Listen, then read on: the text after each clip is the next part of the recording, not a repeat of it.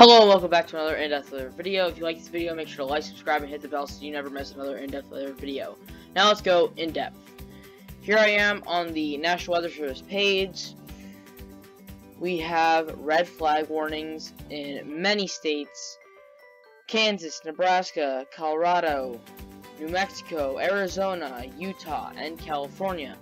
We also have wind advisories in Nevada, in California, I think also in Idaho, but that might be a lake wind advisory. We also have fire weather watches in Alaska, Wyoming, Kansas, and Nebraska. We also have some winter weather alerts as well in Montana, Idaho, and Wyoming. Frost advisories in Nevada, Oregon, California. We also have some air quality alerts spread out over multiple states as well as coastal flood warnings, flash flood watches, flood warnings, all associated with that cutoff low that we are going to be continuing our coverage of today.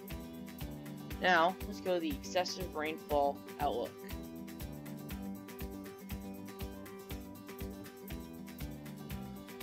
Here it is, marginal risks associated with that cutoff low, as well as the northwestern low that is starting to move into the plains.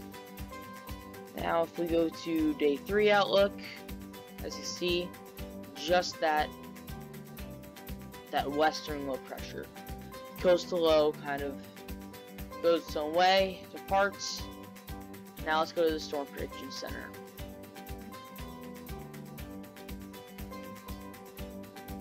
Thunderstorm Outlook.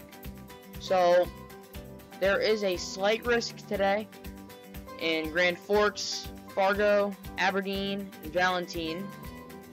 There is a marginal risk in, actually there are no cities on this map in that marginal risk. Then you have general thunder and everything in this light green color. So there really isn't a risk of severe storms, and these are just the types of severe storms. The largest threat is probably high winds, but this general thunderstorm area just showcases that there will be thunderstorms occurring, but the chance of them being severe is very low. Now let's go to the NAM 3-kilometer model.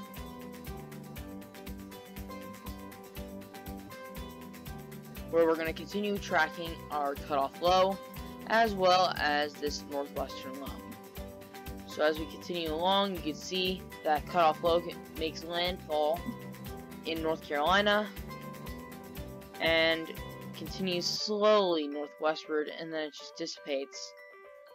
As well as our continuing snow threat in the Rockies that is associated with those winter storm warnings, winter weather advisories, as well as that same low pressure will be contributing to that thunderstorm risk in the northern plains into the Great Lakes region.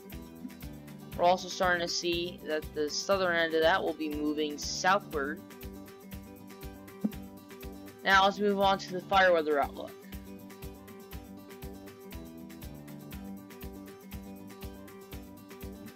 Here's the current fire weather outlook. So elevated risks in areas like Pueblo, Durango, Flagstaff, Phoenix is on the line there, and Tucson, as well as in Redding and Sacramento.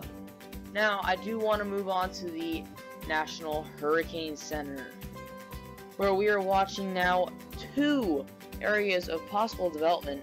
Both have a 10% chance of forming, one of which is that cutoff low, and the other of which is a disturbance off the coast of South America.